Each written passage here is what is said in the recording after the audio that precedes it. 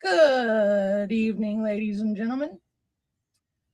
Welcome back to Two Chicks with a Political Podcast, where receipts meet reality and local politics gets pulled out of the shadows. I'm your host for this evening's podcast, Nicole Kapuscinski, founder of Heads Up and the Chatter Network, also the producer for Two Chicks, Heads Up Productions, combat veteran, community watchdog, and someone who believes Madison County deserves better than backroom games, selective rule enforcement, and political insiders deciding who gets a voice. And when when she's not here with me, I'm usually joined by my co-host, Catherine Callahan, who brings her own research, perspective, and fire to the table as we break down the issues that impact our county, our elections, our public trust, and our future.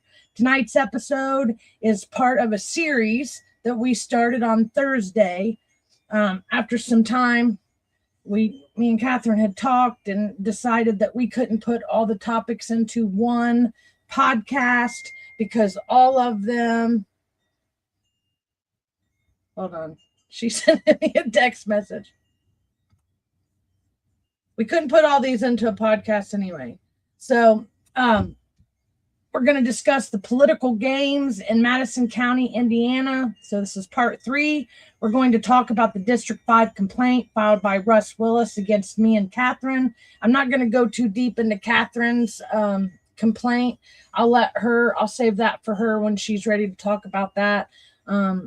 Herself. There are some videos on Political Spotlight.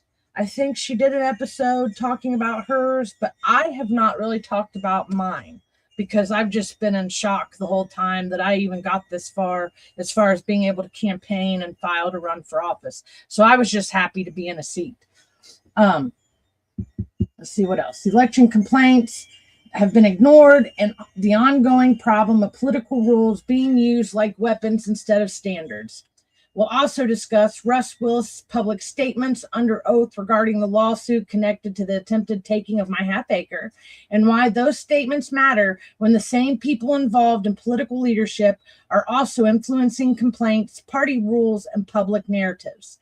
So tonight, we're also digging into the Indiana Republican Party rules. If you haven't seen them, you're going to see them here in a little bit. What they say, how they are supposed to be applied, and what happens when those rules appear to be selectively enforced against opposition, while insiders get protected. Because here's the bigger question. Are rules being used to protect the party? or to protect certain people inside the party. When people target Madison County for an easy political win, then turn around and weaponize party rules against anyone who challenges them, that is not leadership. That is control, ladies and gentlemen. And that is what I have a problem with. And Madison County voters deserve to know the difference between the two. So tonight, we're laying out the timeline, the receipts, the complaints, the contradictions, and the political games that too many people have been allowed to play for far too long. Welcome to Two Chicks with a Political Podcast and the Watchdog Chronicles, where receipts meet reality and the people of Madison County are done being treated like pawns. At least I am. I don't know about you guys, but I am tired of being treated like a pawn. I've already went to war. In 2008, I was in Baghdad, Iraq. I served this nation as a Republican, and little did I know that the Republican Party doesn't even like me. And I wouldn't even learn that until I was nearly almost 48. I was in my 40s, and it was February 2026 when I learned that they didn't want me. And it kind of saddens me because half my life I've spent thinking I was a Republican, and it might be that I'm not. If they don't like me, I might just be a free agent. Sad. Okay, so let's go over here. So we're going to get right into it. I don't know. I can see a couple people are here watching along with me. And Catherine just texted me, but it was for something else. But she's not going to be joining me this evening unless she comes on later on after 8. I know this weekend was jam-packed full of family and graduation stuff, so she might be decompressing from all the activities she had this weekend. But basically, back in, January 2026, and if we really want to get technical, if you look at the dates on Catherine's complaints that she got, they had filed, Russ Willis and them had started trying to file complaints on Catherine with District 5 before she even filed to run for office. And then I decided to run for office at the last minute. It wasn't like a planned thing. I didn't really know how all of this worked. It's not like it comes in a handbook where it tells you go here, go there, get this signature, go get your bank account started. They do kind of give you a breakdown, but it really is kind of confusing when it's your first time. And nobody really seems to want to be your friend at that point, because then you become competition for their candidates. And, I've never really been a big party person myself, but I did not know that I wasn't technically considered a Republican if I didn't pay club dues and I didn't participate in any of their stuff. Now, that just kind of blows my mind, because if that's the case, then they should have been giving us rules. Like, we should be getting rules when we're in grade school, pretty much. Basic understanding, because that's when our minds start getting shaped. By middle school, they should be telling us, okay, Democrat, Republican, here's what they stand for. You get to pick where you want to go, right? Choose your own adventure. That never happened. I don't even remember really. I think I had government class. I had history, but even the history classes don't even teach you proper American history. If it did, then everybody would have realized I was related to the Schuyler's of New York and New Jersey who helped in the Civil War, and just craziness. So I didn't know that stuff until I got way much older and I had an Ancestry.com test. But anyway, back to what we were talking about. 5th District. Okay, so Jessica Piper is Delaware County. And I want to write this down as we go, because I'm going to also be doing kind of a deep dive, because some of these names actually they're connected in more ways than just one. So you got your county, Madison County GOP, which we know of as Kelly Hewer's president. I might have to go to their website. Rick Gardner's the vice president. Nick Freeman's the treasurer, which how many people know Nick Freeman? Okay. I've done a deep dive on him, and I know that he did not move to Madison County until close to 2022. So he's in that Kyle Pierce club where they targeted Madison County for an easy win, in my opinion. Anyway, Nick Freeman, treasurer. And then within 2 to 4 years, all of them just happen to have like some type of political position where they're getting to shape Madison County's future. And I'm just not comfortable with that because they don't know us. They didn't grow up here. So to me, I always thought that a politician or someone that's going to run for those types of positions should at least understand the people that they're trying to get to vote for them and the community in which they're trying to serve or serve on behalf of. So it's been like eye-opening for me to learn that that's not how it works here in Indiana. I guess it's never really worked that way. So I don't know if I just feel naive to just, life and I guess politics in general, but that's how it is. So I guess it's okay for people to not grow up somewhere and just move and have 2 primaries and all of a sudden they're running your politics. So anyway, so we got the Madison County GOP, I think Kira Wilkinson or something like that is, I can't remember what she does. And then they have, I think Kylie Gaskell does something for the GOP. And then I do believe that Angie Abel is doing something with our local county GOP, but don't quote me on that. We can look at the website here in a minute. But I'm starting here with District 5, which is comprised of several different presidents of GOP parties for counties.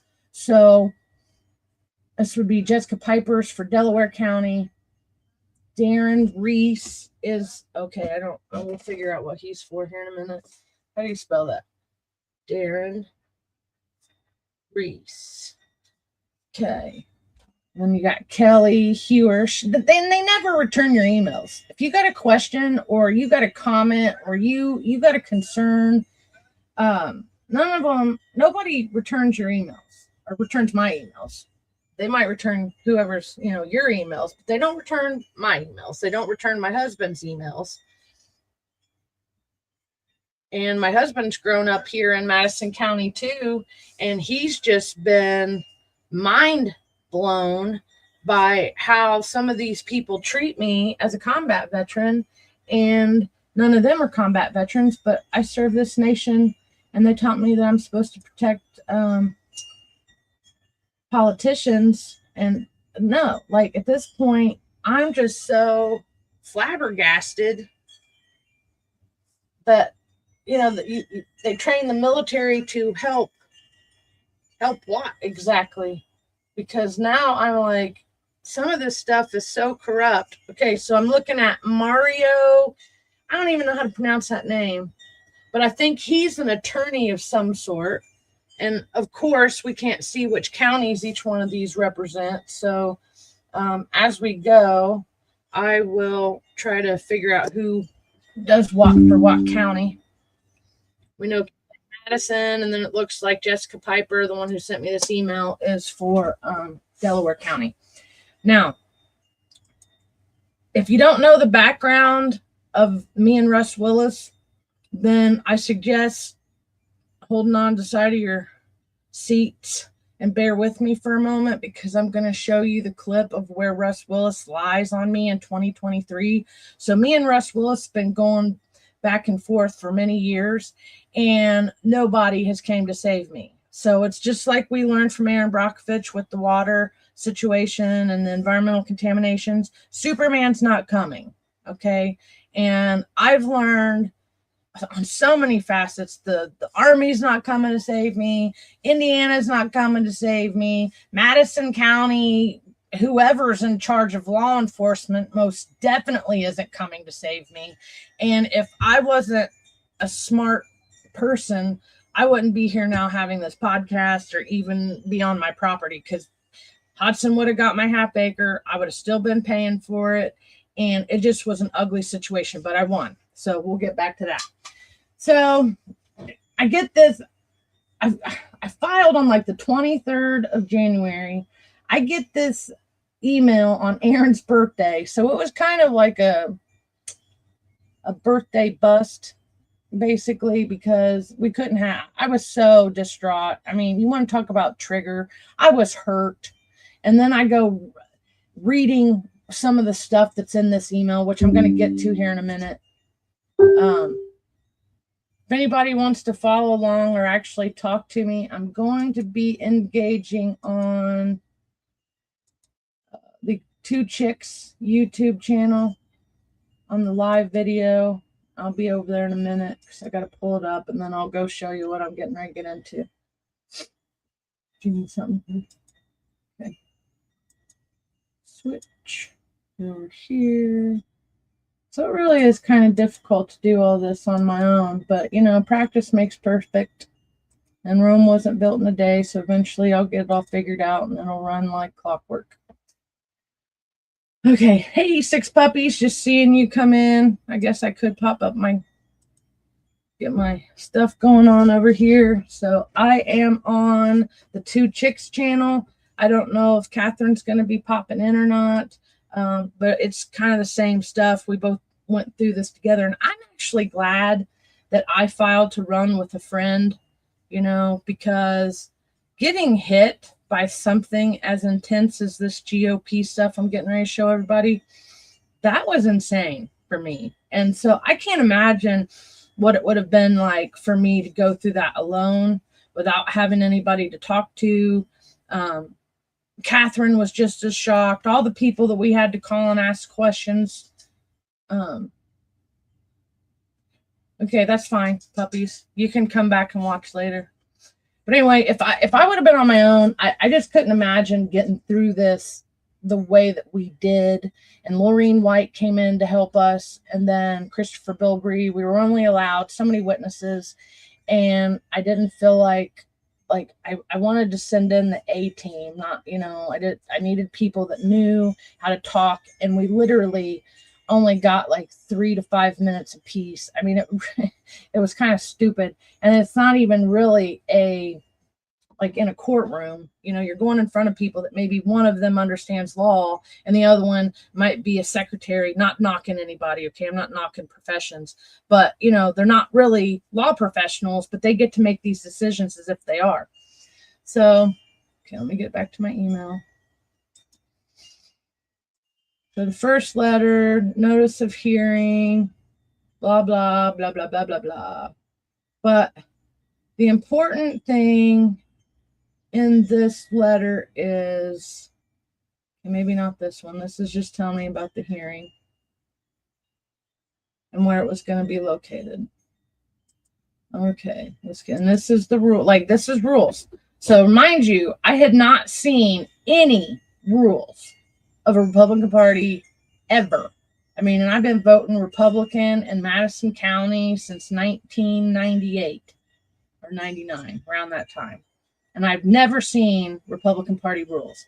And it's probably because they change so much between whoever wants to write them that it's not even funny. Okay, here we go. Now, you guys, whenever I try to do anything, I get animals crawling all over me. I got a cat jumping on me. I'm sorry. I got to try to get him away from me before I get going. He was already jumping in my chair. Okay. Back to hearing guidelines. So, you know, they have all these strict rules like this. Within 45 days, the hearing must be held within 45 days. Okay. Why is it that all these other people get to have their rights had? I guess, you know, they get to have in 45 days, they're supposed to have a hearing. Well, what about my 45 days? What about, okay, I'm going to circle back to that because I have several complaints in at District 5 right now that I'm going to show you as we progress in this podcast, because I filed 5 right around this time. And I have one for Kelly Hewer donating to the Friends of Madison County, which is an organization that gives to both Republicans and Democrats. But based on the Republican Party rules that they just tried to enforce on me, she violates the rules by donating to an organization that helps Democrats in elections. And then 2, I'll have to go to, okay, let's go back to this. I'll have to go to my Facebook, and I don't want to jump off this this screen just yet. So I'm going to keep getting back in the lane on the hearing guidelines. So respondent shall receive a copy of the complaint with the hearing notice. Okay, I did get one in the mail. It came a couple days later, so I got the one in the email first. The officers may question any of the participants in the hearing at their discretion. Okay, yada, yada, yada. The hearing is closed meeting of officers and their invited guests. No media will be admitted to this hearing.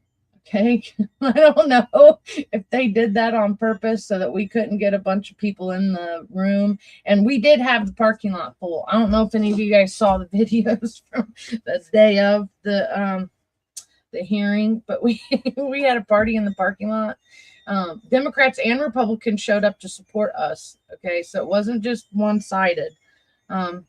We got a lot of friends and a lot of followers and people that care about, you know, what happens to us. So we had all kinds of people in the parking lot. We got a picture. They said we weren't allowed to have certain things. They said we couldn't have our phones in there because they know that we might try to record the conversation. But Russ Willis had his phone, and it was supposed to be, you know, the same rules across the board, but then you got Russ Willis in there playing on his phone. So how do we not know that he didn't record something, you know? So it is what it is. Okay, the complainant and respondent must identify in writing the district committee chairman, blah, blah, blah. Presiding officers may appoint sergeant at arms. I get that. The only person admitted to the hearing will be those identified by the complainant and the respondent as representing or testifying on their behalf and persons selected by their officers. Now, when we go into my complaint, because I'm going to pull the complaint out, and I'm going to go pretty much through each one of the things that he said that I did wrong, okay? And this is just kind of laughable, and I'm sorry, I probably shouldn't laugh. But he used my Facebook posts against me. And, you know, I've been in so many courtrooms, and they always tell me when I say stuff, well, so-and-so said something about me on Facebook.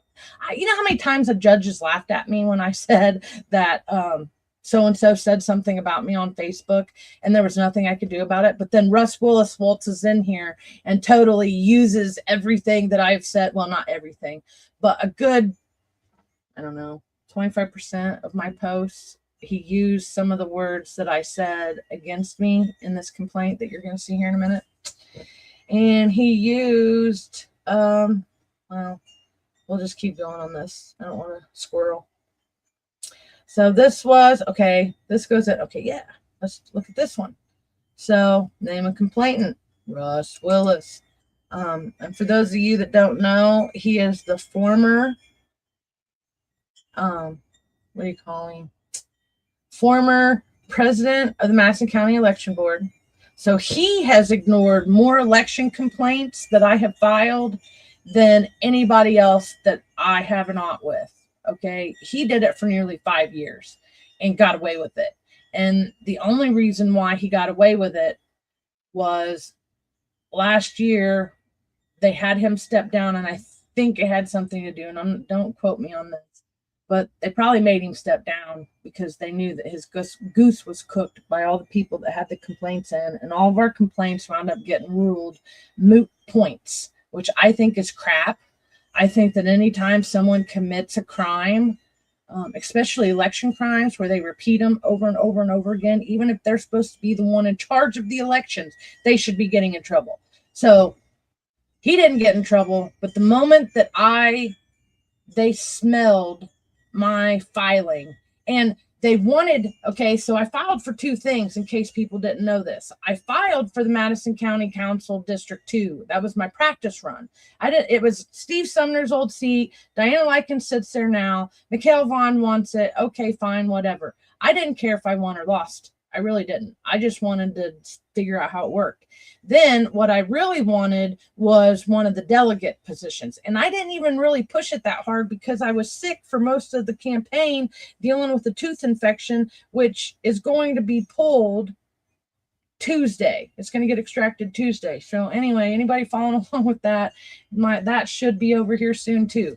But I didn't really push the delegate position as much as I did the county one, but I wound up winning the delegate slot. I was one of 8 delegates in District 2 that's going to get to vote on who's going to be the Secretary of State on the ballot for November. And I can tell you who I'm not voting for, and I'm not going to be voting for Diego Morales, and I'm going to show you all the reasons why. Yeah, a lot of people didn't, 6 puppies, a lot of people didn't know I was running for 2 spots because so many people don't understand how all this works. I have to be honest with everyone, I didn't understand how all of it works either. So it was like when I would try to tell people I was running for county council and Indiana delegate, they would look at me like a deer in headlights because most people have never heard of what a delegate is, what a delegate does. And quite frankly, I don't even really know how to explain it. But I maybe after this is over in June, I'll have a little better understanding.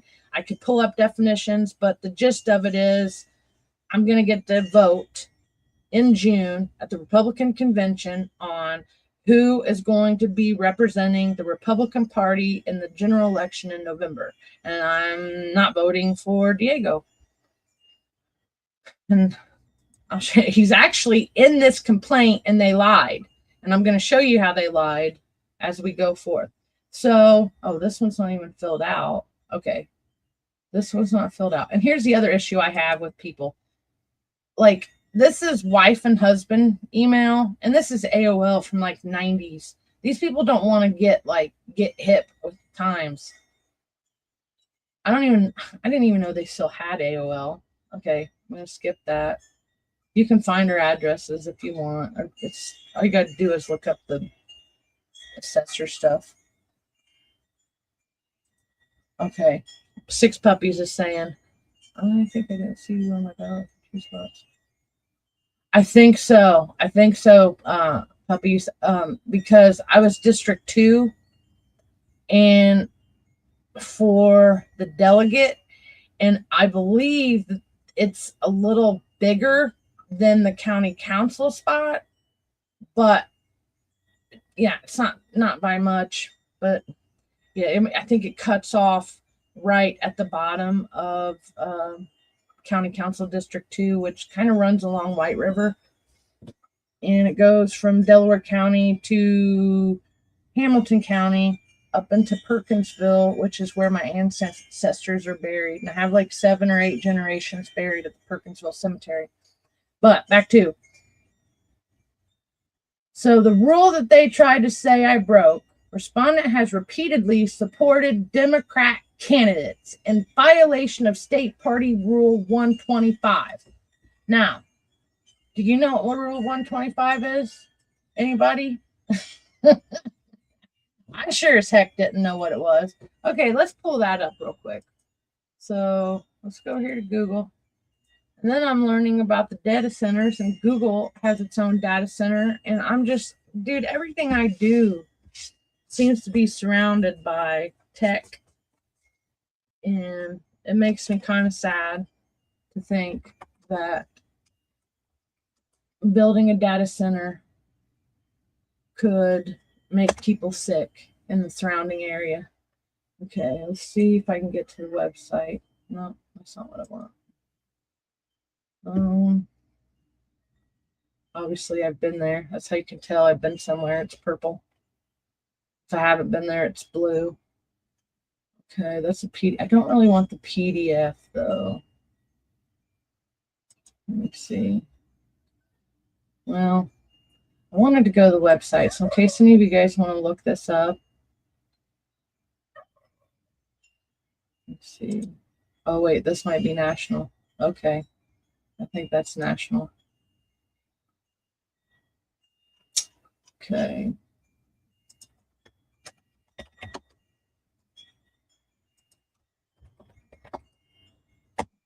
And a few things kind of saved me on my complaint because I went with constitutional right. I have a constitutional right to support people, and I have a constitutional right to express myself. And it might not always be the way that somebody else expresses their self, but nonetheless, I am allowed to say I'm not hurting people's feelings. I was just sharing posts from veterans, which I'll show you that in a minute. I think this is it. Okay, yes. All right, so if you haven't seen the Republican Party website before, this is it. Looks like indiana.gop about our party. So I had to do a crash course in this because, believe it or not, I had never seen Republican Party rules before. Nobody handed them to me. I didn't even get Republican Party rules when I signed in or filed to run as a Republican. That would have been a pretty nice time to hand me the rules so that I could start obeying them. But no, I had to find them on my own, because when I go back to this email, I'll show you. They didn't give me no links for where to find the rules and how to decipher what rule number 125 was. Take action. And I do have an email out to these guys right now about how to file a complaint with the state, because my other complaints aren't being heard. So that will be, as this kind of storyline plays out, that will be on another podcast, because I won't be able to cram everything in today. So this is the other thing. They changed these rules as we were going through this process, okay? Because I have one that I saved that was from January, and then I think there was another one that that was from like September of last year. So these rules are constantly, it feels like they're constantly changing. And I'm gonna, yes. We should get one when we sign up to vote. You know, if they want us voting in their primaries, which some other arguments have been coming up here lately where I've seen that we, the voters and the taxpayers, should not be paying for the primaries, for these party primaries. And I'm kind of leaning that way. Because if they don't want us, like a regular Joe Schmo next door who wants to, vote as Republican and has since 1963, and if he wants to be a Republican and he's voted Republican, and then for somebody like that to find, no, like that'd be my mom. Pretty much all my family that's voted Republican in Madison County would not be considered Republican per these rules. It just blows my mind. Okay, so let's pop up these rules. So there's a preamble. To further the rights of its members okay, here's the other key factors. This is an organization, okay? Like 501c3, I forget what theirs is. Maybe it'll pop up here in a minute. They might be a 4, or they might have their own category altogether. But this is interesting. So I just became a member. I don't even think I've paid the state dues, but I did pay something for the June. And I would be willing to pay into this. And so for them to be mean to me and then try to act like I'm not turtle enough for their turtle club is just disheartening after I served this nation as a Republican. And I really didn't care if you were Republican, Democrat, Libertarian, Independent. I didn't care about LGBTQ. Like, I didn't, when I was sitting there and they, signing everything and, raising my right hand and swearing an oath to the Constitution, it was to protect we the people from, domestic and national terrorists, like protect us, emphasis on the domestic part. So I didn't ask if it was going to just be the white people. I didn't care about that. I still don't care about skin color or where you're from.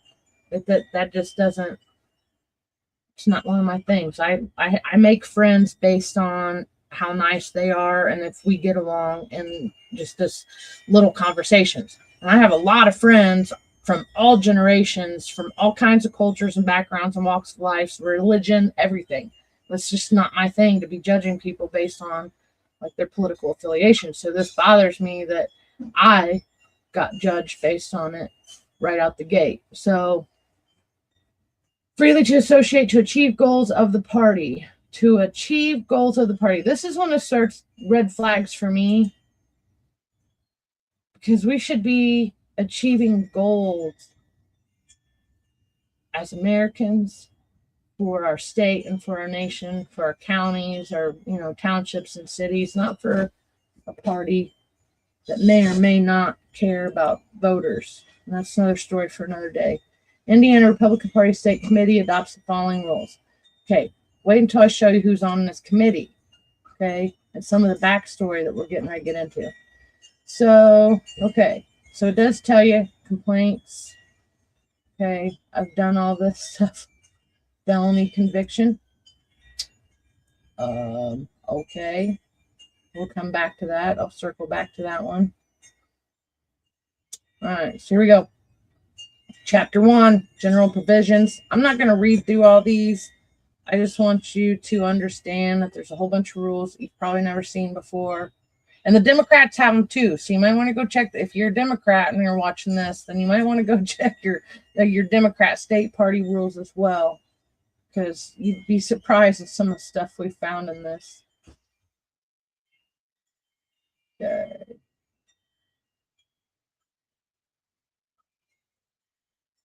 And here we are. So Russ Willis being, let's go back over here real quick. This is what we're talking about. Russ Willis supported Democrat candidates in violation of State Party Rule 125. Mind you, Russ Willis, also supported Democrats. He signed off on more Democrats to run as Republicans than anybody else in the history of Madison County elections. He signed off on at least 14 different Democrats to run as Republicans, and now they're all sitting in their positions. They'll probably argue that, but I have emails. I can show you where I got my information from. Hold on a second.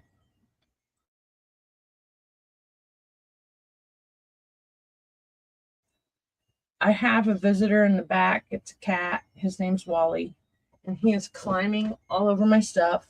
So I need to put him out of the room real quick. Just hold on.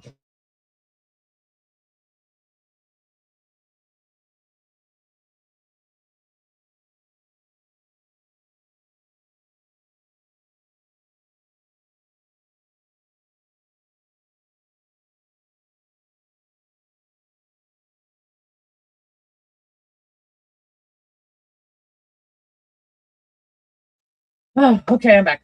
So I live on a hobby farm that I call the Spring Hill Growstead.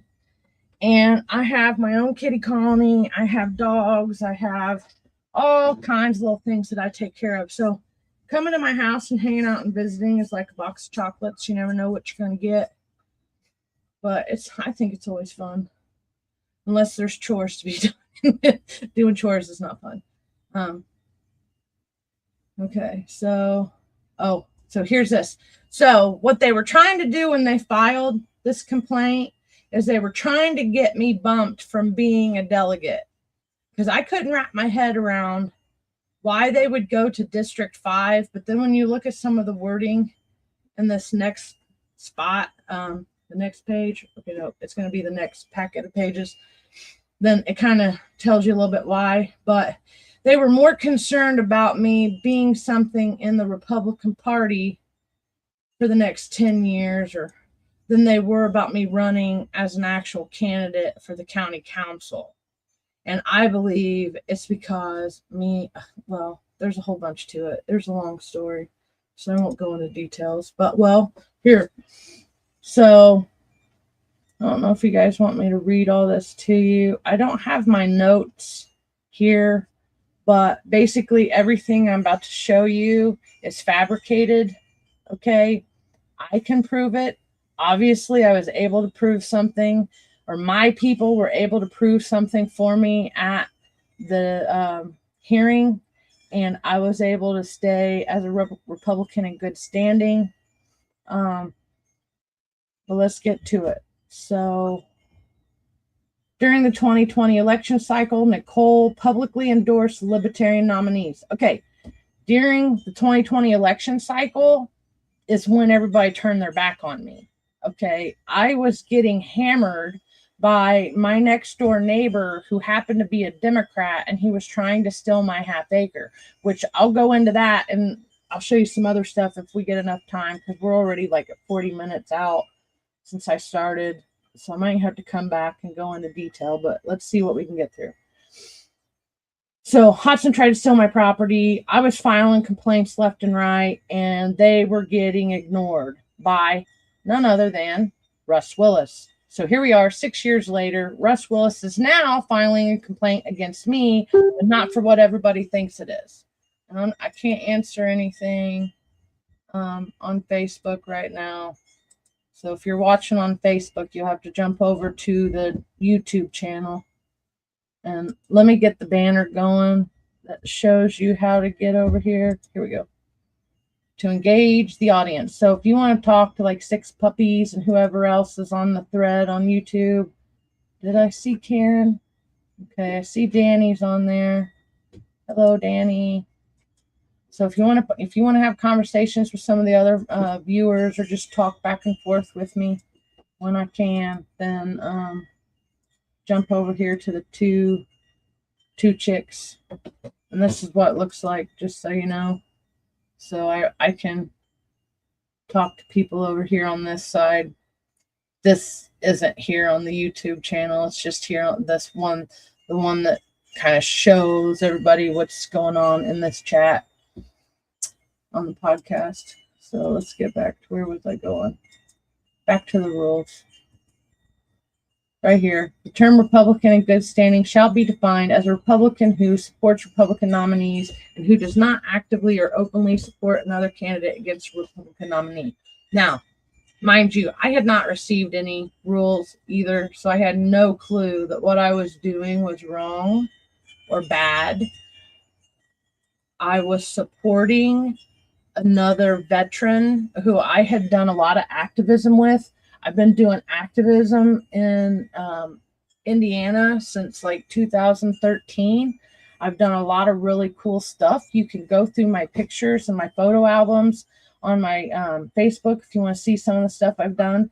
I've stood at the Indiana State House and got all kinds of stuff, laws and rules changed to help us. We got, and then I'll get back to this. One of the coolest things we got to do was get the window from when a sexual predator gets out of jail. He had, like, it used to be 72 hours before they had to sign in.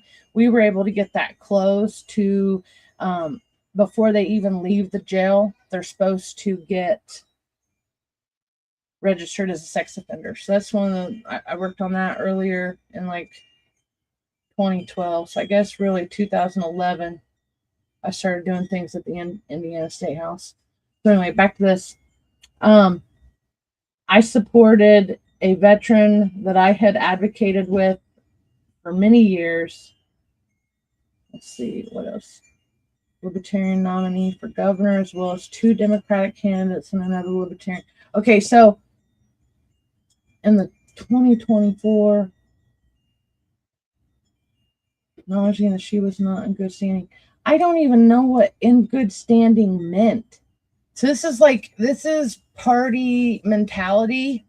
Like, I don't know if he had stayed in power so long that he just automatically assumes that everybody knows what this means. But I had no idea what not in good standing meant until 2026, right?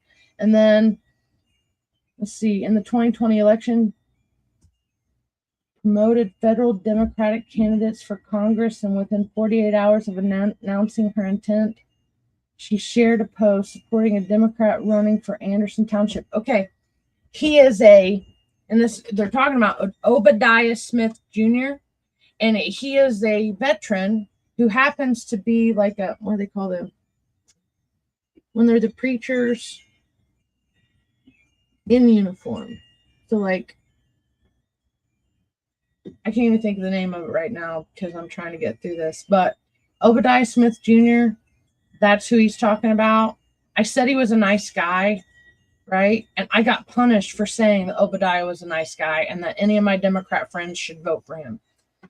That was hurtful, because then what? So now I can't support a Democrat who also served this nation, because some rule in the Republican Party book. Thank you, puppies. Chaplain Obadiah Smith Jr. was a chaplain in the military, okay? And I do believe it was Army or Army National Guard, but either way, he was a chaplain.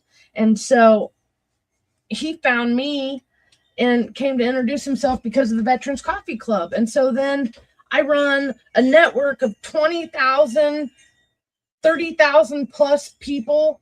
And I just don't look at somebody and say, okay, I'm not going to let the Democrats post in my groups today. No, I let everybody post. You know, some things get ridiculous, but it's not about political parties. Some people are just, they post weird stuff, and then I let the group decide if they want to keep those posts or not. But either way, I don't make a rule of political stuff. So this was hurtful. So I had to learn a lot of things about people this year that I don't know. I don't know what to say about that right now. But, okay, so I publicly attacked the incumbent state representative who is seeking re-election. Oh, and now he's talking about Kyle Pierce. Okay, so I publicly defended myself from Kyle Pierce. I have publicly talked about him because he has said some things, done some things that were very rude, and I'm allowed to defend myself. I thought that was the whole premise of some of the constitutional rights we have, that we're allowed to defend ourselves. I didn't hurt him. I didn't curse at them. Well, we might see some of that in here, but anyway, no, I didn't attack Kyle Pierce. Kyle Pierce and Chloe attacked me before I even knew who they were. And they were attacking me back in 2023, and I'll get to that here in a minute. Or it might have to go into another episode about that. But no, Nicole did not attack Kyle Pierce. And this is just another way of them being, they're trying to play the victims. They're not the victims. Kyle Pierce and Chloe and Nagnos, I can't even really say her name, they didn't move here until the pandemic. They got their house September 11th, 2020. Okay, so technically, Kyle shouldn't have ran because he didn't have the two primary rule, which that's Russ Willis's big thing. He bumped Catherine off of the ballot once because of that. And now, come to find out, so Kyle Pierce is allowed to run for whatever he wants as long as he's buddies. Well, basically, anybody who's buddies with Russ is allowed to do whatever they want. And that's what we learned with Diego Morales and Kyle Pierce and Kenneth Hodson, who is a Democrat. So essentially, Russ Willis supported Kenneth Hodson trying to steal my property. Okay, I'll show that video here in a minute. But Nicole has been barred, and this is the other thing. Nicole was barred from the Madison County Republican. Okay, now this is getting ready to be hearsay, folks. This is what they call in a court of law hearsay. Okay, Russ Willis was not here. He did not witness this. So pretty much all these little things that he has in here are all hearsay, and they're all fabricated and based on lies. So much so that I got banned on their social media for saying that they don't strive to bring unity in between the Republican women in Madison County. Me and some of the women had some, disagreements off screen, behind the scenes, but harassment of its leaders, no, they started it. Don't start fights with people in the community. How about that? And then I don't go out of my way to do anything to the Women's Republican Club. So they voted, and I have, they cannot show you, and they cannot show you what I said. The email we're going to look at here in a minute is pretty messed up because that email should not be in this complaint.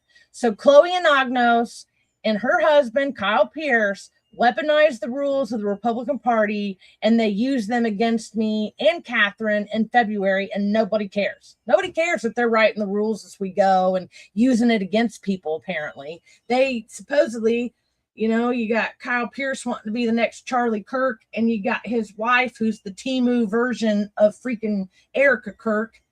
And no, sorry. Not flying with me. They shouldn't have targeted Madison County if they wanted me to be friendly. I mean, there's a reason why, you know, combat veterans, we're here to serve and protect. And they got so many red flags around them, it's not even funny. So anyway, I don't harass city council members. And so the other thing is, the city council members tried to file lawsuits against me because they were trying to keep me out of the city council because they don't like the question. That's viewpoint discrimination.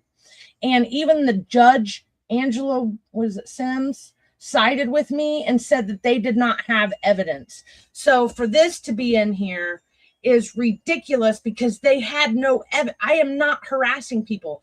And the conversation or the argument that is being referenced right here, we caught on camera, and the city councilwoman tried to shut me up and tell me to go sit down. The same day that her husband, county auditor, was online victim shaming Steve Sumner's victims, yada, yada, yada. So nobody targeted the wife of Representative Kyle Pierce. I did not target Chloe. Chloe started banning me and doing things to me before I even knew who she was. Okay.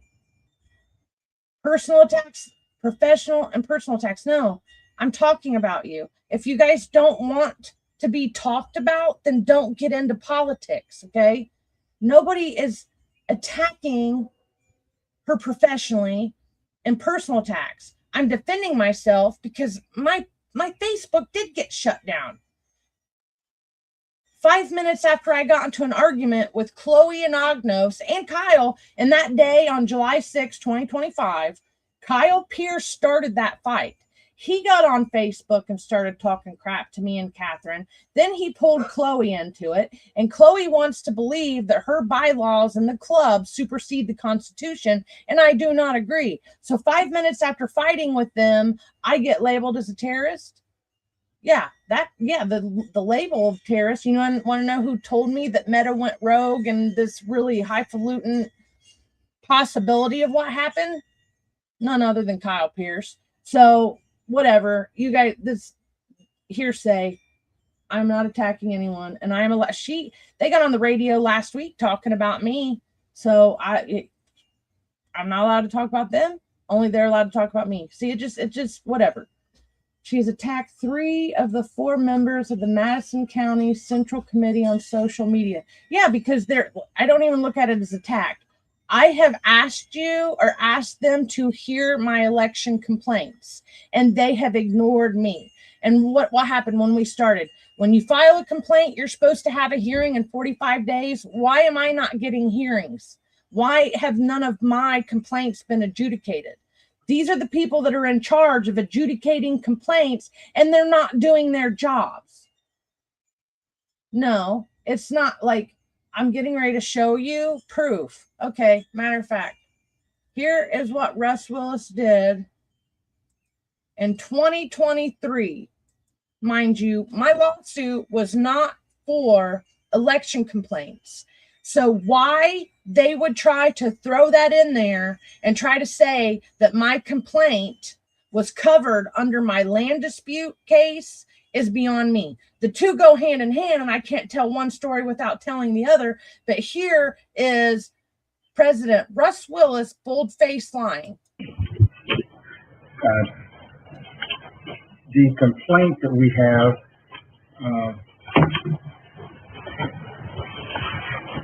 is referenced, let me find the previous minute.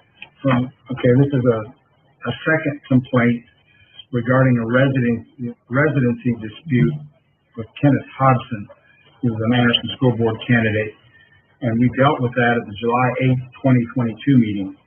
And the complaint was determined that it is not an election board issue. That complaint was actually resolved in the court a couple of weeks before that July meeting. So this is a repeat complaint. We will not be acting on it, and we will notify her of that. Okay. Yes, it was a repeat complaint, but they never notified me from the first one. So he's allowed to lie. The Indiana code states that the clerk, which at the time the first one went in would have been Olivia Pratt, who is now Commissioner Pratt, was supposed to send me a letter after they decided what they were going to do so that I could have it in front of me, read it, and understand what happened. They are not doing that for me. They are not letting me have a piece of paper that says, no, this was against the law and shame on him for doing that. No. So what did they do? They'd rather violate my due process of law, which even the Indiana Constitution says that I have rights. And the Constitution says that I have rights to fair treatment and due process of the law. That is not happening for me in Madison County. Okay, so I don't care what these people say about me. If they don't want to be talked about and they feel like I'm harassing them, it's because they're doing something wrong. They're not listening. They're not trying to help get to the bottom of situations. And I have all kinds of evidence that shows that they're the aggressors. So that's what makes them mad and why they tried to bump me off the ballot. Okay, so next. Okay, targeted the wife. I didn't target her. No. Keep going. I don't even see. Why don't they name? She has attacked 3 of the 4 members of the Madison County Republican Central Committee. I think Chloe is on that Central Committee. No, they are not victims. Chloe is not a victim. Chloe is mean. She is a mean girl. And she should leave people alone if she doesn't want people to defend themselves from her.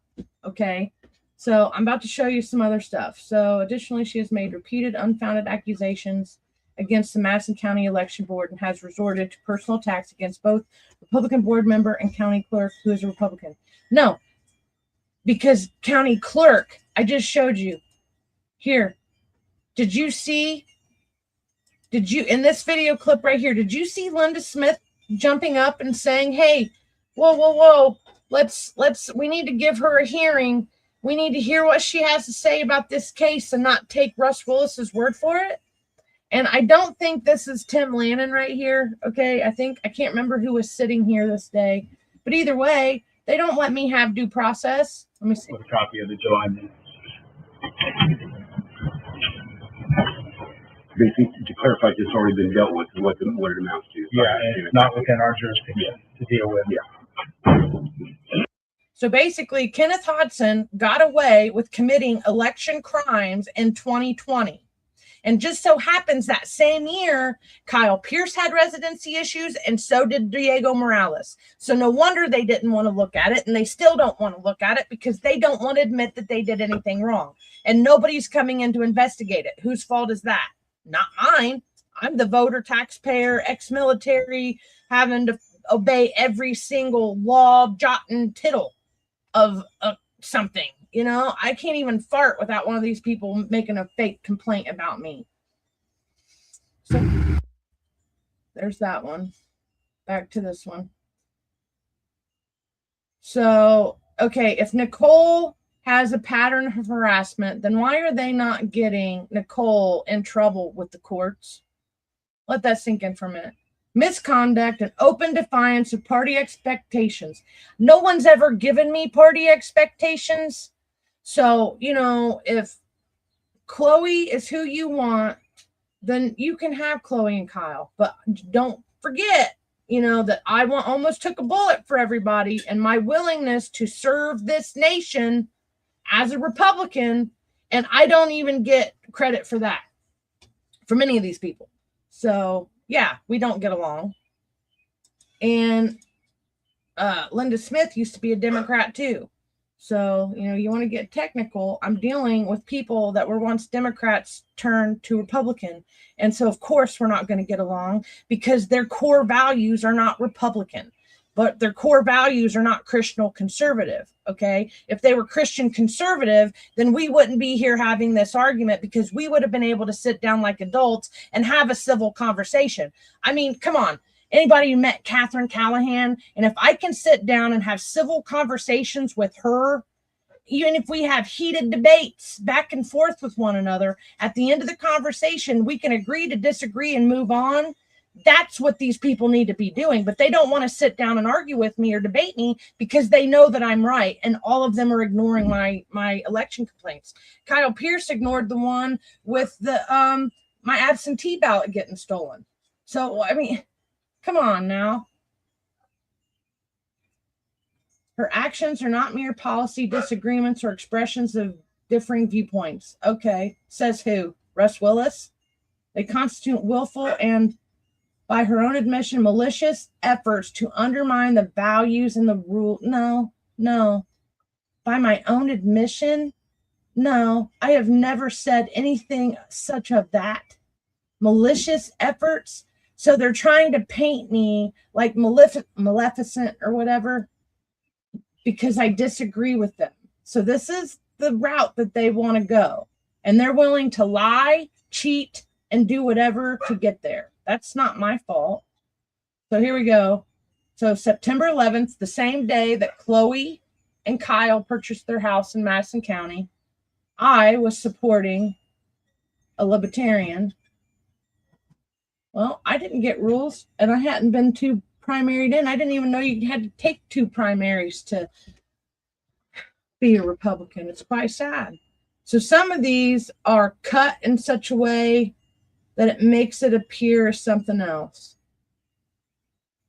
But let's not forget, Chloe supported libertarians. We got all kinds of websites of her going on there. So why is it okay for her to support libertarians?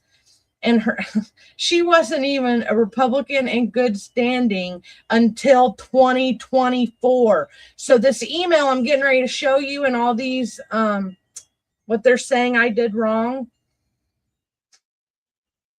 it looks like it comes from the GOP, and it doesn't. And then I'll show it. Lana Kiesling even said that I had not been determined a Republican in bad standing when I contacted her after it.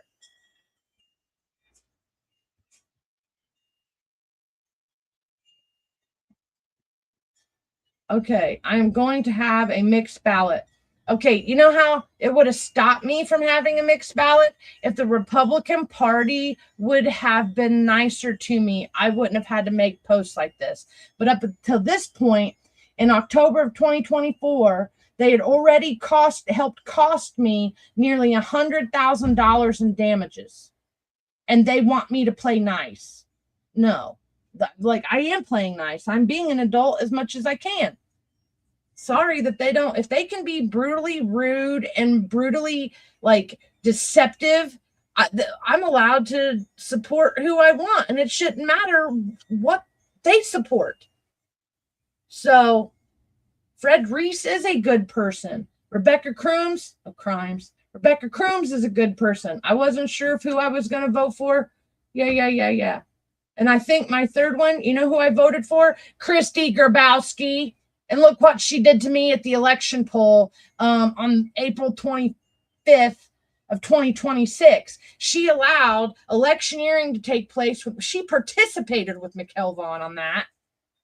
So not my representative, but we do need balance. That's the one thing that I learned from this whole experience is being all red leadership and being from every single different type of Republican that you can get, that's not fun either. And I remember helping them achieve that goal and voting for all the Republicans that got into office. And then now I've learned later that some of them weren't even true Republicans. They used to vote Democrat. And then you want to wonder why everything's messed up. And here's this. So this here has been cropped. Okay. This one, this is of, let's see. This is when I shared, no wonder I can't get Diego to do an investigation. He is a corrupt as they come in Indiana. This is 2025. 5 years of election complaints. I gave him the benefit of the doubt, ladies and gentlemen. I gave him the benefit of the doubt. I looked him in the face last year or the year before. He shook my hand. He played nice with me, and he never listened to any of my complaints. I even resent the complaints to him to see if he would help me, and he still didn't help me. But he did go to India with Raju for You, and they were selling visas. in India while he was supposed to be on the clock as the Secretary of State. Whatever. And this post had been cropped. Some of the stuff was cropped out of it. And then they want to go reaffirms her endorsement of Democrats and openly admits to not being, see that there again, not being in good standing.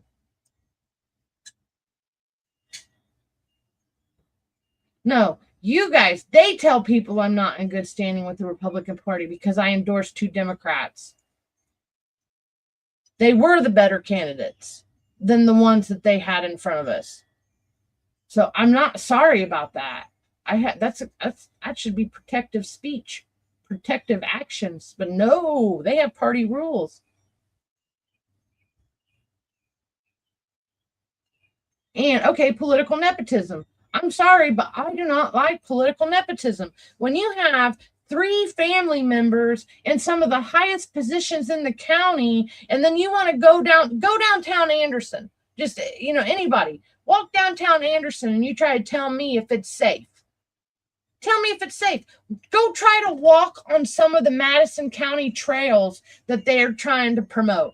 And there's one, go down there by Dossett's Garage, maybe wait until sunset and try to walk down through there. Walk down Edgewater Park or go on the boardwalk over by the Anderson jail and tell me if you feel safe. I mean, shoot, we had one guy, I believe Ken Kaczynski's friend, was up by the courthouse walking around playing Pokemon with his phone and his kid, and some guy came up and took his phone, and he wound up shooting him and killing him. Okay, Jackson Franklin, I got in trouble. Jackson Franklin is a veteran. Okay, so now once again, he's a combat medic. So now I'm being told, and I do the Veterans Coffee Club where I'm supportive of my battle buddies, past, present, and future. And I do not care what their political preference is, because if they're willing to lay their lives down for me, or, vice versa, then I don't care what their preferences are. And I really like this progressive Democrat. I don't even really truly understand what progressive Democrat means. I'm still learning all this stuff. I didn't even know that even existed until, and here's why I shared it. The crowd. Okay. And some of it, you can say goofy, whatever. Okay. He draws crowds and the people seem to love him. Number 1 in fighting against tyranny, do not comply. Whatever. I like Jackson. He's a good person. And I should be able to support someone. I'm not going to vote for him in the general election or the primary election. Obviously, he didn't make it through the primary this year, but I mean, I should be allowed to share a post on Facebook. It doesn't mean that I'm Democrat. Okay, right. The Republican Party is not aligned in Madison County. It's not aligned in Madison County. And I don't know what to tell people. It's not aligned in Madison County. If Madison County Republican Party was aligned, then why am I having this podcast right now? Why are we talking about this? Because I still haven't been heard. My complaints have not been adjudicated. They cannot tell me with 100% certainty that Kenneth Hodson, what he did in the 2020 election, was legal. Okay, so we're going to still fight over that. And then it comes down to, guess who supported him as a Democrat? All these things they're throwing at me in this little complaint here also sticks to them. So Russ Willis shouldn't be in good standing. Kelly Hewer shouldn't be in good standing. Michelle Daniels shouldn't be in good standing. And neither should Linda Smith. Because if they really cared, they would have had me in their election board meeting or had a hearing. They would have talked to me like an adult, and we could have had a civil conversation, and they explained to me how that what has happened to me in Madison County is legal. They can't do that. That's why they're not going to. They're not going to have a hearing because they know that it's wrong. So we need somebody from the FBI, or we need somebody from DC to come in here and step in these elections and tell us what's going on. So I'm the distraction, and I'm going to keep going. I'll stand 10 toes on it that I'm more Republican than some of them. Like, I was willing to run into a war zone for these people, and they wouldn't even piss on me if I was in fire. Pardon my French. They don't listen. Diego is not listening to his constituents. They're the ones bullying me. You don't see me and 5, 10, 20 people ganging up on all them. No, it's never been that way. It's like they get one of them, and then there's like 5 to 10 of them that gang up on the person that they want to target. And I guess I'm the local most hated by all of them because I stand up for myself. He has done nothing about the election complaints involving Republicans. And in fact, he wasn't even a legal citizen until he joined the Army in 2007. And he did not deploy with his unit in 2008. I deployed with my unit in 2008. I didn't get out of my deployment. And he just happened to work at the Indiana State House. And then he didn't do his whole term either. So this is the one, I shared this, and right after I shared this, okay, he banned me. Or not, he didn't, because he has a whole crew of married men that go around doing stupid crap for him. That's why they've all been in trouble. You can Google all the things that Diego has been in trouble for. So me just being brutally honest, yeah, I wouldn't listen to what Diego Morales has to say about anything. And we have tyrannical political nepotism dynasty ruling us here in Madison County, and nobody bats an eye about it. Blah, blah, blah, Diego. Oh, yeah, the coin. He gave me a coin. It's in my pictures, my photo albums. He gave me a coin, and just so happens that the taxpayers paid for it. So that was not like, there's an article about it that he spent like $8,000 to $9,000 on these coins to hand out to people, and it wasn't even his own money. Okay, keep going. See, I get emotional. I got 9 more to go. Oh yeah, because I said, well, he didn't serve his whole term, and he, from what I understand from his DD 214 or whatever document I saw, and I'm not going to pull it up right now. Okay, 3 months, 18 days on active duty. 3 months and 18 days on active duty, and he bypassed deploying. Okay, you ask any soldier, that's I don't even think, let's see what the national definition. I think that's the other issue too. The national definition of veteran has always been that you have to serve over 180 days to be considered a veteran.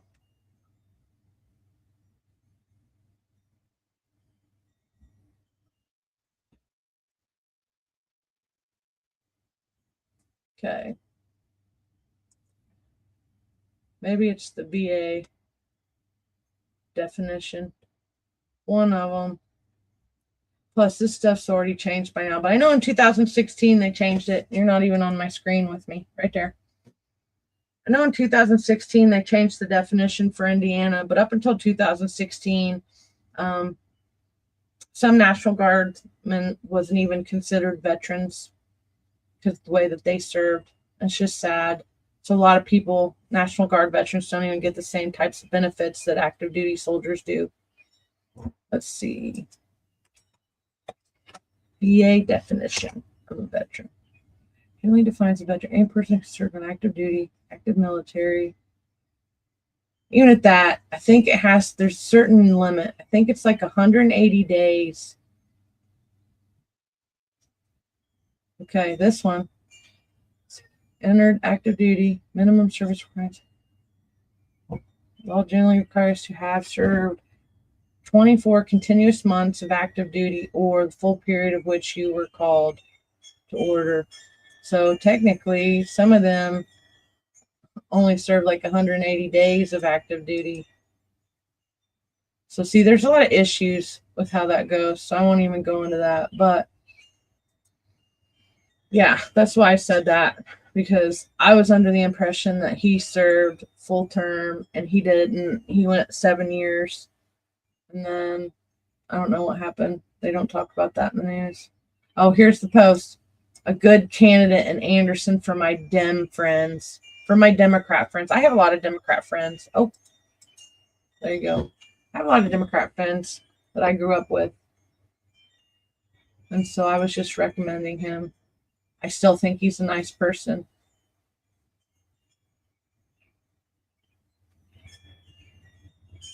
No, I don't attack. I'm not attacking the party, and I attack the people. And I don't even attack the people. It's constant. Oh, this is my favorite one.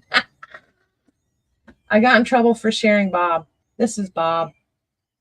Bob's a moderate independent. He researches various sides of issues and thinks independently before forming his views.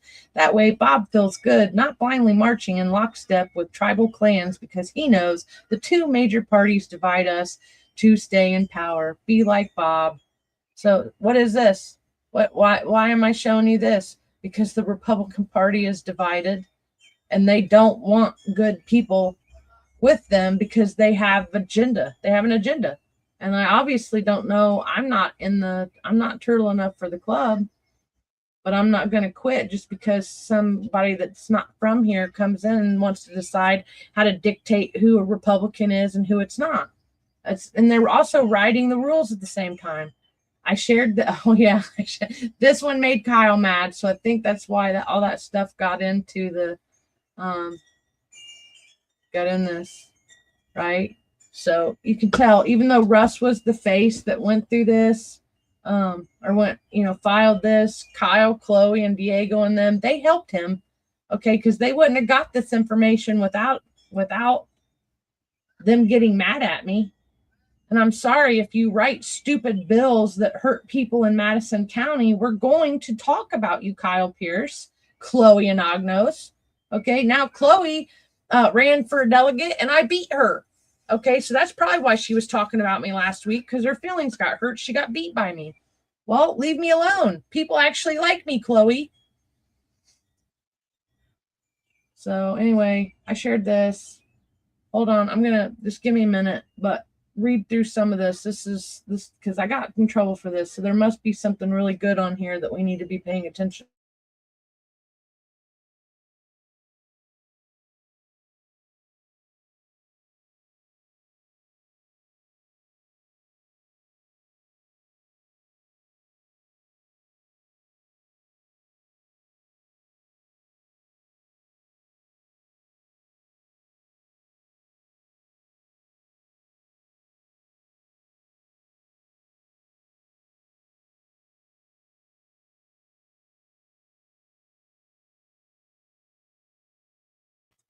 All right, I'm back. So yeah, I mean, anybody could go look up his record. I just shared a post. Oh, I like her too. Blythe Potter seems nice. She's a veteran. I shared, whatever. Part of what I do in my events groups is I share events. I don't want to say socialite, but I kind of am like a socialite. I'm like a social butterfly. I love to host parties and events and do things with people. And so, I didn't know that you couldn't share I thought this was a cool idea. Pancakes and politics.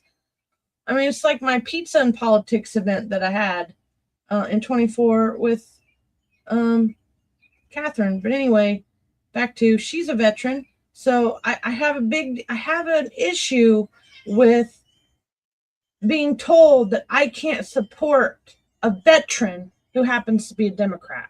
Okay, I have a problem with that. And it doesn't make me a veteran, or it doesn't make me a Democrat because I'm showing support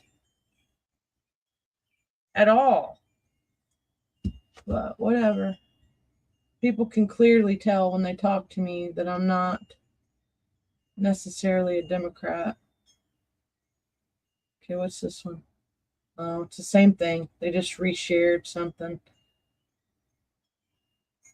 Okay, Libertarian Party. Forget what her name is. Libertarian Lori Shillings. I just shared. I didn't even post anything here. And you can't see where my arrow is, but I didn't even write anything on that, right? Like, come on. I know it's blurry. It was blurry on the page. Like, they weren't trying. And because this is petty. This whole complaint was petty. They broke more laws than me, and I'm getting ready to show you some stuff on top of the Russ Willis thing. Oh, okay, here. That's what the GOP, Madison County Women's GOP. I seriously thought at that point that the Republican Party had kicked me out. I was hurt. But guess what? The Madison County Women's Republican Club and the Republican Party of Madison County or the state of Indiana are not the same. They're two different organizations, right? So she can say whatever she wants about me and her women or their women's club. And because I can show you all kinds of things that they say and do that will make your head spin. And especially when trying to violate someone's constitutional rights to stand at a podium for 3 minutes, that's crap. I don't care who you are. What side you choose, that's crap. We should be able to stand up there. And they've cost me a lot of money. Rachel Landers is the one it started with, and then it just trickled around because everybody was trying to protect Rachel. Well, she shouldn't have been out taking photo ops of homeless people because homelessness is not a political platform. Homelessness affects everyone equally. It doesn't care about your color, your creed, your religion, your mama, your daddy, your whoever. It don't care. It will hit us all equally if that is what happens, right? It's like it's not prejudice when it comes to picking whatever. It doesn't even pick. We make bad decisions and we become homeless sometimes. And sometimes circumstances happen and it's accidents. I know people that, whatever. I don't want to get into that. That's a different podcast. But it gets me emotional because it shouldn't. I shouldn't have been bullied by these people. They should have just left me alone. And we could have already settled it by now. But they don't want to settle it. So let's see. And I can go through all kinds of those. Let's go over here. We'll go back to when it started. Okay, so here. So I put albums. This is from the 2024 election complaint, exhibits A through I. All right. It's my cousin's mom. I love Miss Judy. Okay, so what procedures must the CEB follow? I mean, what is the point of having Indiana codes if nobody has to follow them but me, right? It don't make no sense. So election laws, Kenneth Hodson and Russ Willis. Open door law. In July 2022, when they had this meeting, I should have been notified of the meeting. I should have been in there and got to speak for myself. Because I'm going to show you that the actual Indiana Election Board agrees with me that if an election crime occurred in 2020, then it should have been investigated and they dropped the ball. So you want to know why Brad King and them quit this year? I think I can pretty much rule some things in that was coming down the pipeline.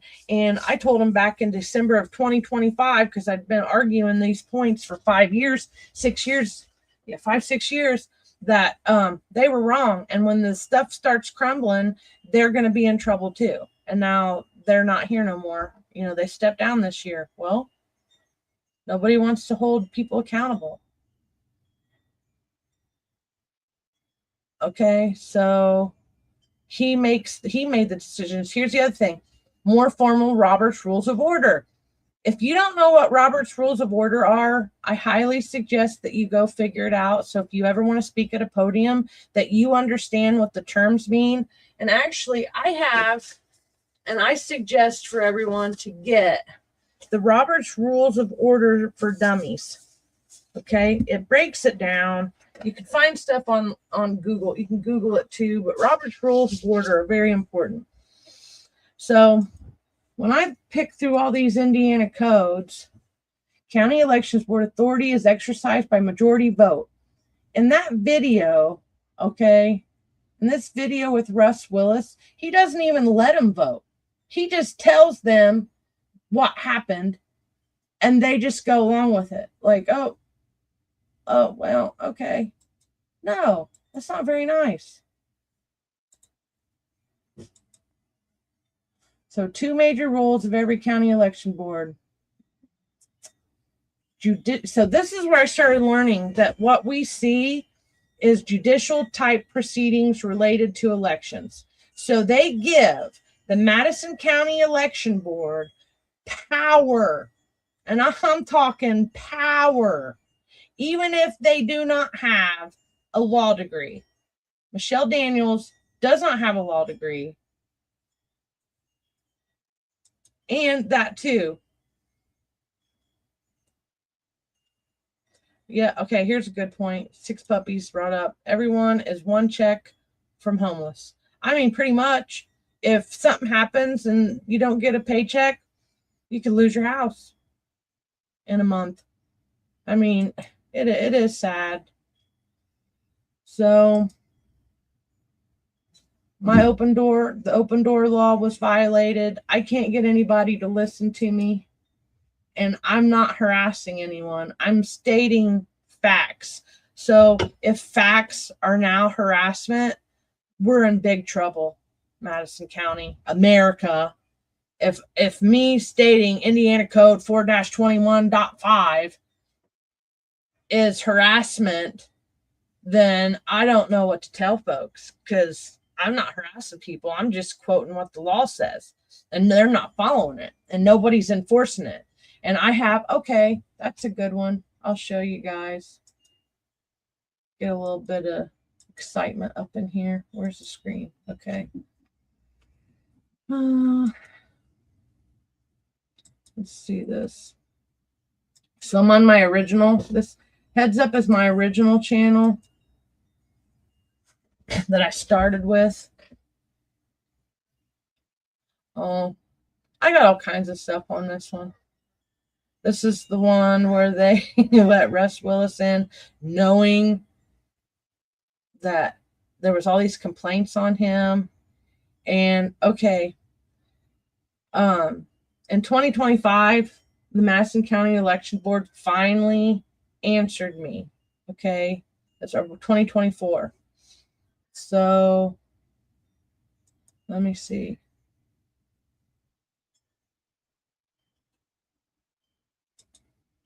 Is that right? Did it click the right one? That didn't go through this.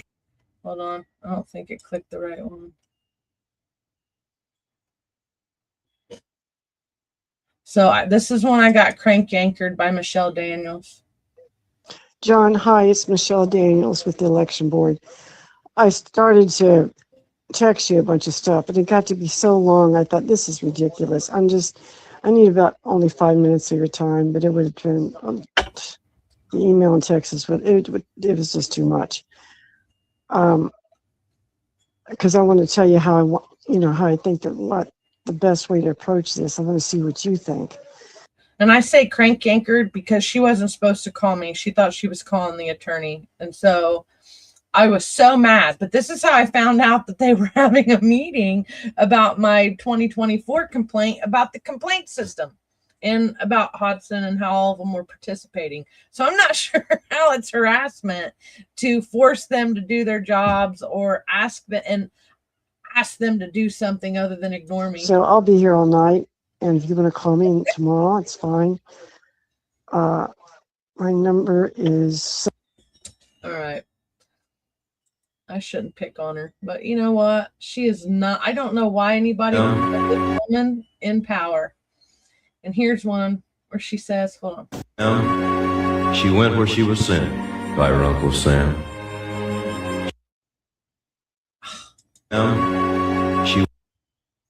Okay, moving on. Anyway, That was the text message I sent back, and I told her not to call me. So we don't get along very well. That's why I'm like, I don't even want to file another complaint with the Madison County Election Board because they're not going to do anything. Okay, where was I going? Back to photos. Oh, no, I'm on the YouTube channel. Oh, I got squirreled, you guys. All right, it's probably when it's time for me to get off here then. When I start squirreling like that. I'll start winding down the podcast because I could go on this subject all night. I'll come back to talk about it another time. I mean, it is like, this is just like an intro. I mean, I guess everyone is an intro because I don't know who's watching and who's not. You got to try to get in as much stuff as you can. Okay. So I've been violated. I don't know what to tell folks. Oh, yeah. And he wanted to build. So Hodson lives right here. Okay. What was that other one? Okay. So this is my property. Here's the White River. This is Range Line Bridge. Hodson lives here. He owns all this property to number 6. I own all of this property right next to number 6 and right next to this number 5. Okay. When he sold this property back in 2004, he put a fence around an acre and committed real estate fraud. But because the statutes and limitations for real estate fraud in the state of Indiana is 5 years, and I don't know why nobody else figured out that half acre was over there, but I did. And when I took it back in 2019, and then he wasn't even living here. That's why he didn't know until like almost 2020 that we had taken that half acre back. And then he wanted to sue me because I wouldn't give it to him. Well, I don't know anybody that'd be handing somebody a free half acre. And if they're handing out free, I know, Danny, I've had a big week. I'm so sorry. I'll get with you in the next 24. I promise.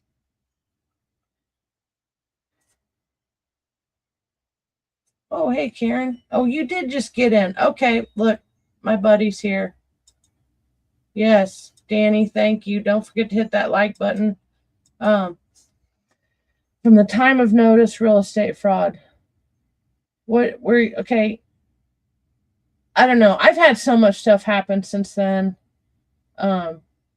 I thought that it would have picked back up the moment that he tried to pull this crap, which would have been December 2019. And from my understanding, they said 5 years. So the 5 years was up in 2009. And so they would not go back and charge him for real estate fraud, which is upsetting because he was okay, I see. See, I tried to tell him that I didn't even know that it happened until 2019 and 2020, but they weren't listening to me. They didn't care what I had to say. And this was the clarity when first recognizing issue. Yeah, no, we went through this. We argued about this property for 2 years and I won. Okay, so this is what it looked like when I moved in. Okay, like, do you see a fence in here? There is no fence right here. I mean, you can, when you get right up here on this pole, you can see that something goes this way, but does this look occupied by anybody? And he tried to pull squatter rights, and it's like, you are not a squatter, buddy. See, and I really did think that, but they weren't falling for it. But I think it's because he was a politician too, and he ran for office that year. So there is a hidden gate there. There is a hidden gate in there. Let's see. And then this is when he first pulled up. I got to tell you guys a funny story. It might not be very funny to you, but as a combat veteran, me and Aaron, it was a bad day. And I can't even remember what I got triggered about. And it might have been because my mom was sick or something along those lines, but I remember being really, really upset that day. And I walked out and got in between, like this white fancy vehicle pulls down the road. It's like a one lane dead end road that I share with like 5 other properties. And I got in front of him because I was like, I thought it was the FBI coming for me finally. I was like, yeah, they'd had enough of me. I'm done, Aaron. I'm going out there to greet them. And so I figured out it was this old couple. And then as soon as they introduced themselves to me, I knew what they were there for. And if you can see here, everything's cleared out. So we went from this in 2019. We bought the property June 5th, 2019. We got it July of 2026. So we're coming up on the anniversary of us getting this property. And by the time he showed up, we had already had the property cleared and we were using it because we purchased it. And then if you guys really want to get into some details of the case, I got a whole bunch of stuff on my Facebook. Dude was living down in Tennessee. He hadn't even voted in Madison County since like 2015. Okay, here's one. Here's a good one. So around the same July time period, I had also filed with the state, and this is Brad King, the guy who just stepped down. Angela Neusmeyer, I don't know what she's going to do. She's very quiet puppet type person. But anyway, Section 2, the co-director's note, the complaint or grievance, if true, may involve election fraud. So even the state of Indiana agreed with me, you guys. And I filed this one's June 2022, May 2023. So it's not like I'm not filing. They just don't like to respond. Should have took that out. There's a couple articles, and then that's how I proved it. I proved that he didn't even vote. I pulled his voting history, and it shows. And I even tried to pull this up in court, and my attorney said it wasn't the best idea because we weren't dealing with voting stuff. It was separate. It wasn't the same type of case. And so why did we want to go talking about election stuff if we're talking about a property case? And in the end, the judge said that if we would have went with what I told him to go with in the first place, then Mr. Hodson would have been in more trouble. But we didn't. My attorney didn't file the right stuff, and it was like $25,000 in attorney's fees later. And I finally win. And let's see. The jury sided with me, and I stood my ground against Hodson and their complaint for adverse possession, which is squatters' rights. And the jury sided with me, and they wanted to give me $40,000, I think, for I can't remember why, but it was like the attorney's fees and then to pay back all my debt because he put me in debt. And people were making fun of me a few weeks ago, and I had a miracle. And I got a miracle from the VA, and I was able to pay my debt off. So it's kind of cool. Just stand your ground. That's all I can say, and do a lot of prayer. So in conclusion, and then so after I got this in July of 2022, you would think that they would have listened, but Hodson tried to say that we took care of my election complaint in the court. Well, if that's true, then why isn't it included in the conclusion? And I think you can still see these on my case if you want to go look aside from me. But there is no evidence if there was a change in the amount of tax payments made by the Hodsons after September 10th, 2004, and what significant that change, if any, has on the question of reasonable belief. The court finds that Hodsons failed to show by highly probable evidence that their belief related to tax payments was reasonable. So I won, and that was January 2021, January 6th, the same day that the Capitol was stormed.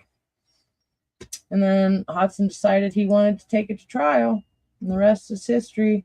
But I won. I still got my half acre. I still have my half acre over here. And it looks great now. Well, maybe not great, but it looks pretty good. So back to, I'm not making up stories. I spit too much truth out and I don't like it. I think that's what all I'm going to do for tonight. I'll come back on like my next couple podcasts because we got to come up with stuff every week to talk about. I'll end it with this one so that you guys understand how mad I am. So I deployed to Baghdad, Iraq in 2008. We were deployed in February, March in Kuwait. We got to Baghdad by May. Poo hit the fan. Pretty much I was stalked by ISIS. I don't know what I can say, what I can't say, but in the end, they wanted to extract me, and I was not extracted in October 2008, though. I didn't get extracted from Baghdad until December of 2008, and then I went straight back to Mannheim, Germany, and I wasn't released back to the States until around June 2009. June 5th, 2009 is my anniversary, so that anniversary is coming up pretty quick, too. And so when I figured out something, I think it was I was looking at Mr. Hodson stuff, and then I realized, hey, I'm going to go research myself.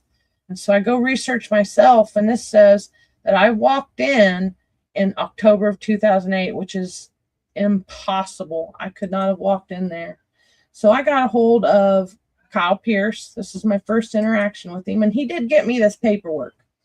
So I will say that he did get me this paperwork, but they did not help me figure anything else out past that. So all I have is a name.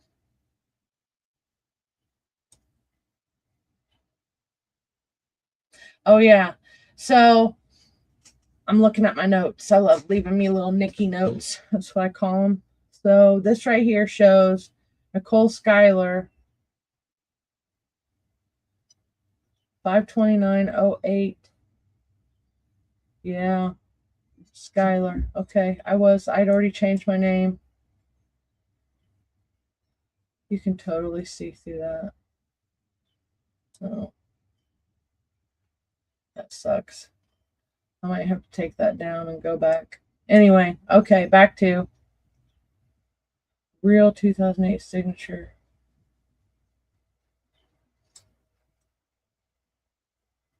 I don't know what I'm saying there.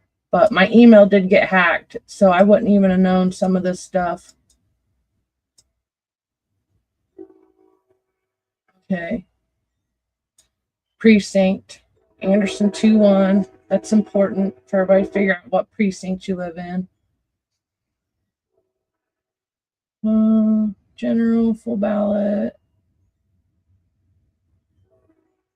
I don't know. This stuff is hard to read, but it does say my ballot got canceled.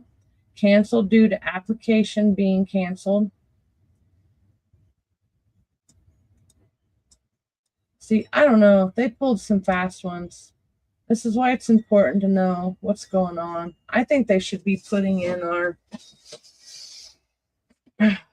we should be seeing this. We should be able to see like what we vote at all times. Or at least that we voted, even in the general elections. So Jay Waymeyer 1 is the name on who canceled this ballot. And I do believe that the one that they say it could have been is dead now, which sucks. He would have died last year or the year before. He was an older. I think he got up in his 80s or 90s. But he wasn't in 2008. He wasn't that old. I mean, he was older. Maybe he messed up. Maybe he didn't. But I find it highly suspicious that several people have issues with their 2008 ballots. Absentee ballots. They had my wrong birth date. This is not my birthday. This says 5/28. That's not my birthday.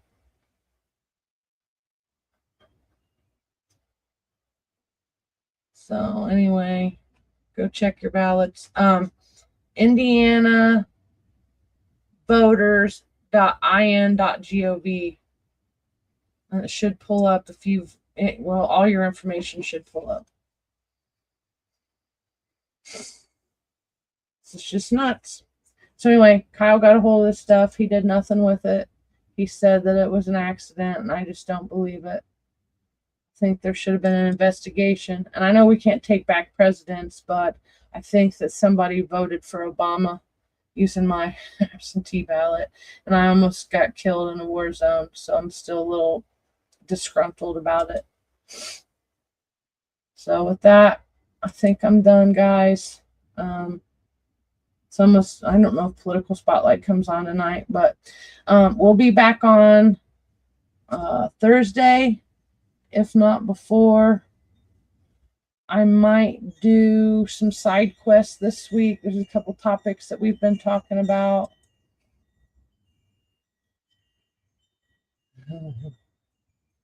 So, yeah, I might do some side quests this week. I don't know if Catherine will be on Thursday. It just depends on if her charts, she has to do charting or not. Thursdays are her busy days, and it's kind of hit and miss. And she's just been really, really, really busy here lately. I know, I didn't want to vote for him. So, yeah, so Thursday night we'll be back on, or I'll be back on. I don't know what we'll be talking about. Oh, no, I know what we're talking about. Thursday, we're going to talk about the election board hearing on Friday, from Friday. Lots of good stuff we found that I've been clipping on this weekend. So we'll be talking about that on Thursday. And then I'll just put this topic on the list, and I will elaborate some more on the D5 complaints. If anybody wants to check it out beforehand, I do believe I have all of them in an album. I call Kyle Pierce clickbait Kyle, because when I went to go Google him not too long ago, all this Charlie Kirk stuff was popping up, and I'm like, what? He is nothing like Charlie Kirk. But a bunch of people jumped on Charlie's bandwagon after that happened, and no, Charlie Kirk would have come to a resolution with me in a debate. I do not believe that he would have taken it to such extreme lengths that Kyle has, because me and him actually had a lot of things that we did view the same, versus I don't know what Kyle, I don't even know his foundation, and some of the stuff I see him doing is not what Madison County wants. Okay, hold on, I'm trying to find this. Maybe this one's it. Is it? No, that's Ryan Traub, because he was stirring some stuff here lately. Water park on the MPL. Okay, this one. So Russ tried to jump in my group. I kicked him out. You can't be in my group if I can't be in your stuff. So I got a complaint in. So this is what I'll end on. I'll tell you about all my complaints that I'll be doing a whole podcast episode just about the fact that they have not answered me. It's been more than 45 days, and I should have had a hearing or a response, and I've got nothing. But these guys have donated to a organization that helps Democrats in elections. So why aren't they in bad standing? Russ Willis violated Republican Party Rule 125. Former Madison County Republican chair donated to Democrat electing group. Republican Party Rule 125. Republican official is not in good standing if they financially support Democrats, help elect Democrats to office. So we have 14 former Democrats in office that call themselves Republicans, and he helped. assist Democrats electing organizations. So they haven't listened to that complaint, and it's pretty good. Then I got, who is protecting the Republican Party? Madison County Republicans are real Republicans. When Republican Party chair signs off on Democrats running as Republicans, the voters lose, the party loses, the truth loses. Honest candidate certification, real Republican representation, transparent elections, party rules followed. A Republican chair should not support Democrats running as Republicans. Send me the link, Karen, and I'll read it. I'll check into it. And Danny, if you're available tomorrow, let me know what time you're available tomorrow, and I'll give you a call tomorrow if you're still on here. If not, then I'm going to be calling Danny tomorrow. Okay, let me back out here. So, I think these are just miscellaneous. I thought there was like 5, but this is a master complaint, pattern of retaliation, selective enforcement, Madison County Republican Party, formal complaint filed with Indiana Republican Party District 5. They've ignored me. Individuals referenced: Russ Willis, Kyle Pierce, Linda Smith, Chloe, Rachel Landers, Diego Morales, Todd Culp, and Jennifer Culp. Rules for me, but not for thee. Equal enforcement is the foundation of party integrity. 11th generation American Melungeon, Nicole Schuyler Kapuscinski, who's your veteran voter and candidate. Well, now I'm a delegate. So this one I filed on Kyle and Chloe because I feel like they weaponized the Republican Party rules because she wasn't a Republican in good standing until May 5th primary. So in that email in 2024, she wasn't even a Republican in good standing yet, technically. Okay, Danny, I'll probably get with you right after lunch, probably around 1:15 or 1 p.m. And I'm actually going to make a note right now to call you. I'll put it on my little sticky note, so when I wake up in the morning, it'll be on my schedule. Okay, you get a big sticky note. Okay, so anyway, I got like 5 complaints out to the, oh, here's a good one.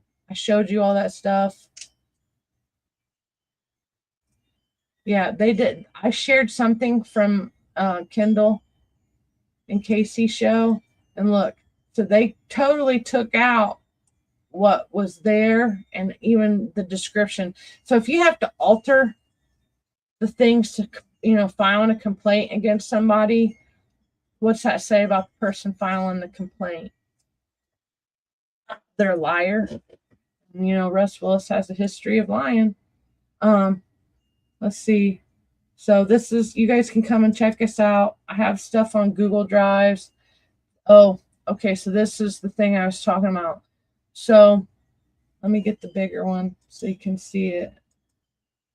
I feel like they weaponized these rules against me. So 2/16/2026 complaint I filed. Oh, I am a Republican in good standing. Indiana GOP Platform Committee, Party Integrity. So Kyle Hupfer at the time was the chairman of the Indiana Republican Party.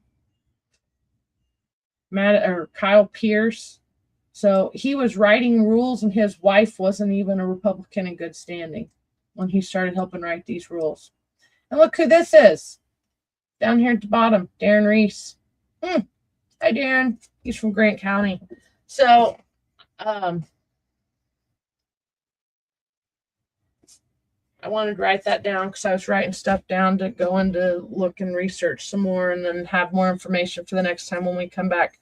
So, Darren was on the D5 committee that ruled in my favor back in February, but they labeled Catherine as a Republican and in bad standing or whatever. And to me, and I'll end with this, Catherine B. Callahan is one of the most compassionate human beings that I've ever had the pleasure of meeting. She is charismatic. And is she right 100% of the time? Probably not. But 95% of the time, that woman is right. And I try to disprove her a lot and can't. And so I think the one thing that I've learned is that a lot of people pick on Catherine, and I'm collateral damage because we're friends. But I truly do love her like nobody's business. Breonna Davis, too. They've become like my family in the past couple of years, especially once my mom died. I feel like Bree's like my little sister or cousin, and we just have all kinds of good conversations. And Catherine's just a good people. And so I really hate they did this to us, but it is what it is. So that's kind of how Two Chics was birthed or founded. And it's one chick in good standing and one chick in not so good standing. But to me, she's in good standing because she's my friend, and she behaves more like a Republican than some of those other women do. Catherine is she's worth all the fire. Yeah, she's really good to me, you guys, and I cannot say one bad thing about her. Maybe I could if I really wanted to, but I'm not gonna. No, she's my friend. I love her. So, all right, guys. Thanks for tuning in. We'll be back this week. And Danny, I will get with you tomorrow around 1 p.m. So, you guys, thanks for tuning in. Thanks for supporting us. Thanks for keeping us motivated when we felt like giving up. And we're glad you're all around. We love you guys, and shalom.